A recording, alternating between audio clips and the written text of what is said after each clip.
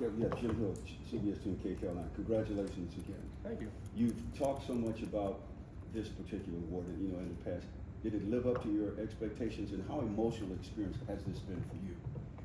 Yeah, it for sure lived up to, you know, kind of what I thought it was, and maybe a little bit more. Kind of hearing all the stories of all the other Heisman winners, anything like that, sitting down and talking to them. So for sure lived up to it. And then emotional, I going over my speech nights before and things like that, I get a little emotional by myself, and then I got up there and I kind of surprised myself that I didn't get emotional talking about my mom or anything like that. But other than that, it's been all good. Not too emotional, kind of the same. Gotten a few more texts from people and anything like that, maybe that I haven't heard of in a while or heard from in a while. But other than that, you know, still been the same. Back here, we got a game in a couple of weeks, and you know, preparing and working hard, getting back healthy. And from a historic standpoint, with you winning the Heisman, SC's won more than anybody. Yeah. That's incredible. It's pretty cool. It's pretty cool to be a part of that, and not only be a part of it, be able to add to it is one of the coolest things. And so, you know, like I said, being able to talk to people like Mike and Matt and Carson or Palmer and a couple of Marcus, a couple of other of the Heisman winners is pretty cool. Yeah. Did you get stories from some of the previous winners that you talked to?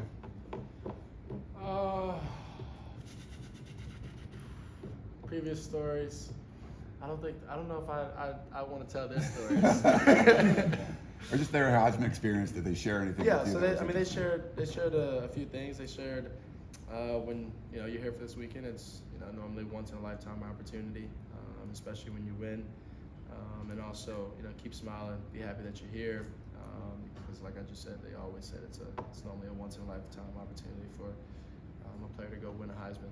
And so to be in that moment, no matter how much sleep I had, I kept a smile on my face. I was happy to be there, and really, really grateful. You look back on that moment, what stood out to you the most, besides obviously winning a Heisman, but what stood out just leading up to that moment of you winning a Heisman? The preparation that went into it, from the speech to the outfit, to the outfits, the different type of suits and all of that, the appointments that I had to make while I was there and get to be there on time. And then one of the other things that I was being able to, I don't know if the weekend would have been as fun, for me at least, if I didn't have my 8-0 lineman there.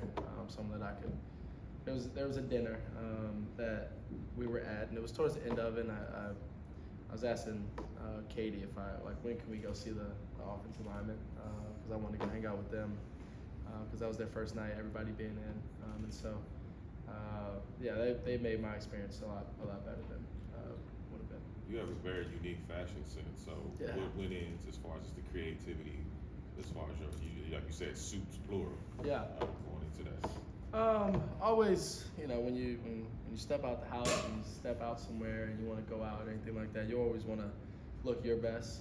And so that was the main point, is that I wanted to look my best, but also be appropriate for the Heisman. I didn't want to come in some cut off slack shorts, anything like that. I wanted to come in a full suit, but I also did want to dress to how I dress and it fit my personality. Caleb, can you take us through, like, after you win the award, you accept it, like, what's the rest of that night like for you, or what kind of happened since? Yeah.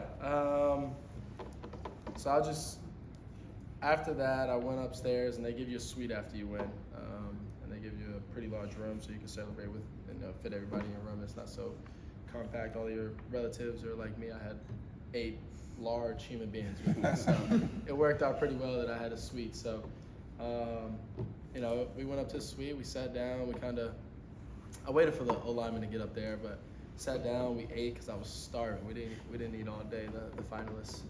But yeah, I was starving, we ate, and we just kind of sat back and laughed, and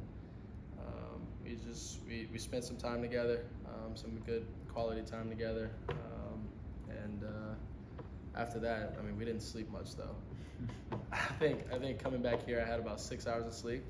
On the flight, I got about, what was the flight? I got about 4 hours of sleep on the flight.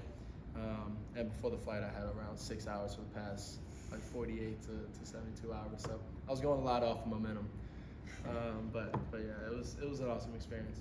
What do you recall most about that time with the linemen or your friends and family in that suite just over those last hours? Yeah, they were all there. My aunt, my cousin, my mom, my dad, O-lineman. I think Coach Riley went up there for a little bit.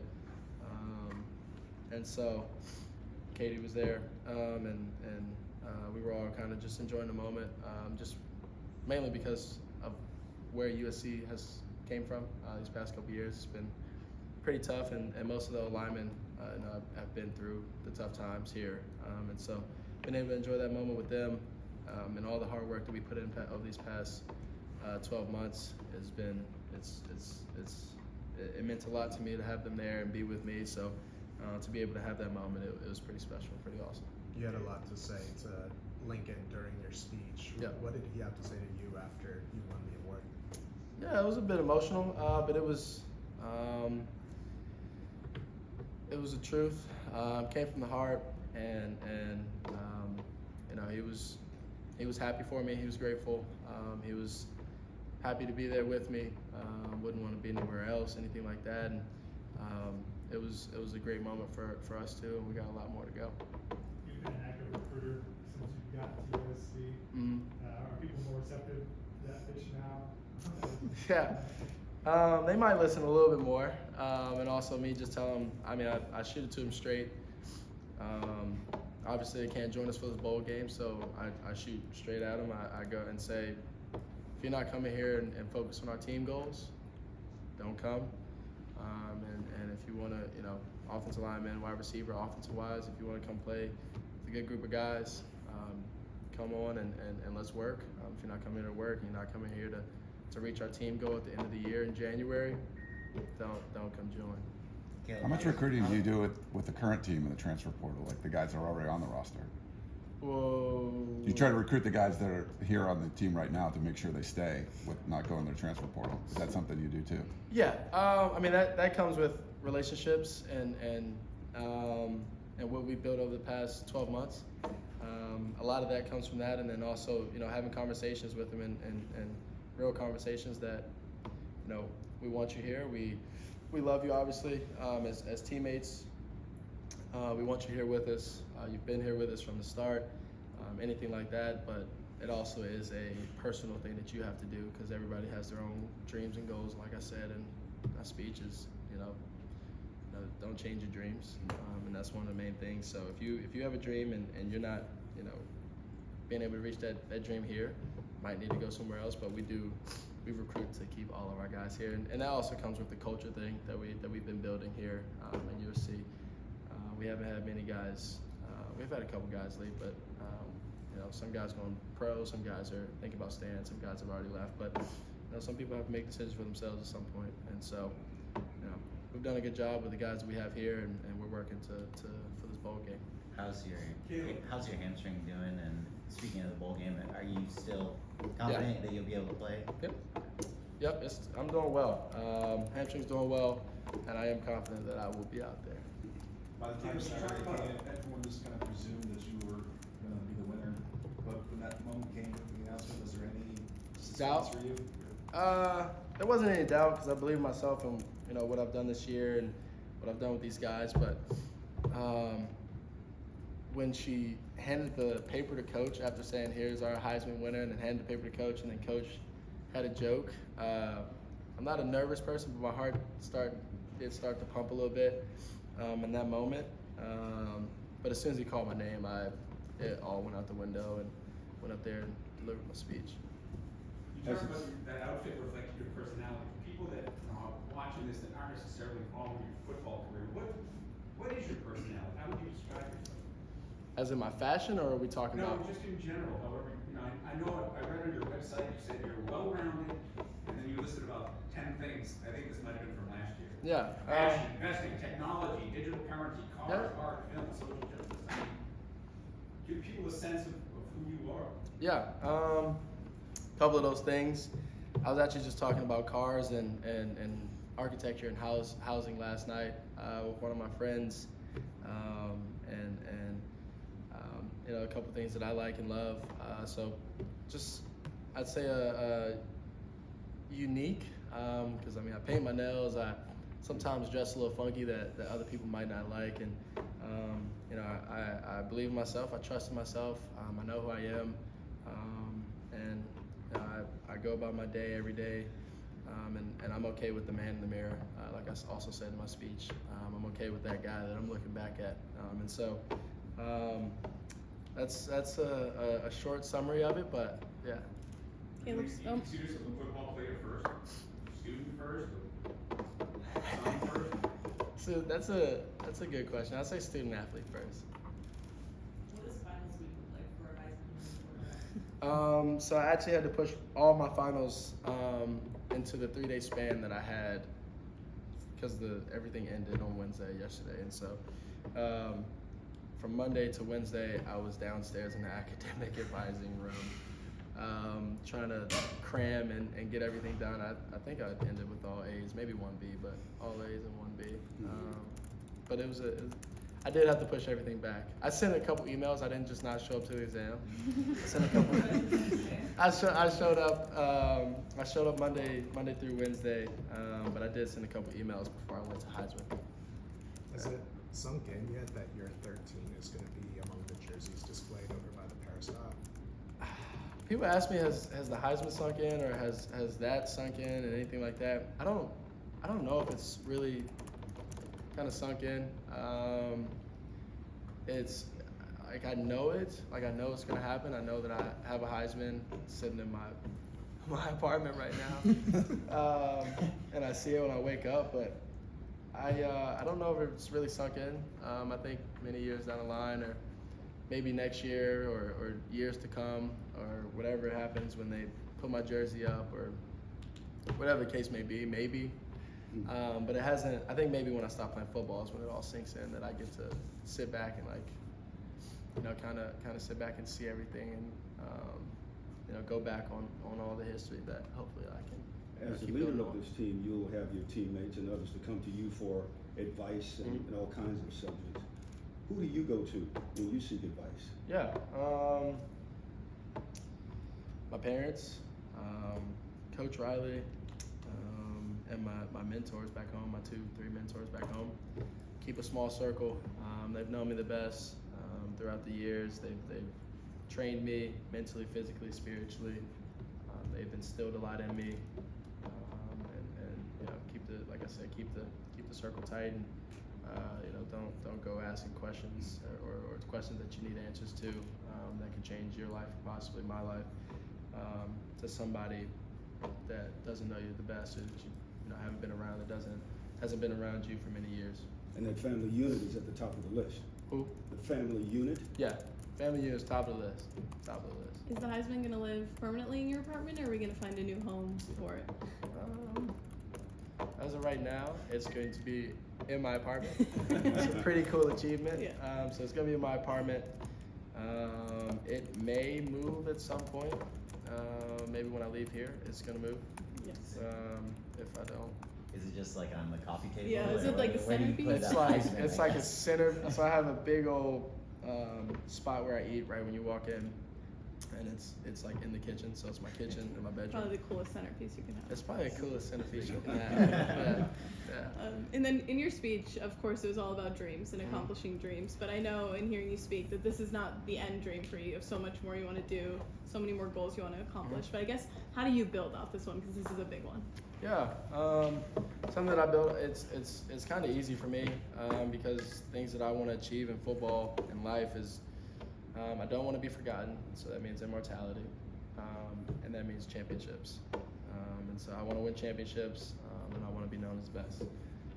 And so I'm not there yet, and I won't be there for a while. And so I'm still working and still fighting for those dreams and goals and aspirations that I have that I made when I was a little guy at 10 years old. You talk about team building and talk about when you reach out to other up-and-coming players that want to come here, about being on a team goal and obviously adding value to that team. But in what ways does Coach Riley add value to you, and have taught you about how to add value and be valuable? Yeah. one, there's a certain understanding of you're the quarterback of this team, and you got to understand that you're a quarterback at USC. There are certain things that come with that, and you know, being a leader, being accountable, showing up, and not only showing up because it's only 50% showing up and working, things like that. You know, it comes along with being in this role, and then also, I mean, there's times where you need someone like a Coach Wiley, Coach Riley, someone that you trust to like, today wasn't your best day at this, and this. And then there's also a certain understanding of, like, I want to be the best. And so I go into Coach Riley's office, and, you know, he might tell me this one thing that I wasn't doing well this week. And so I go and fix it the next week. Being coachable, having an understanding of the position that you're in, and you know, just wanting to grow and be the best, is that. And so having people here to keep me on a track, on a certain path, certain track, and also, you know, wanting to keep myself on a certain track and keep progressing, is the main part to that. What was the most surprising phone call or text you got after? Oh, I've had a lot.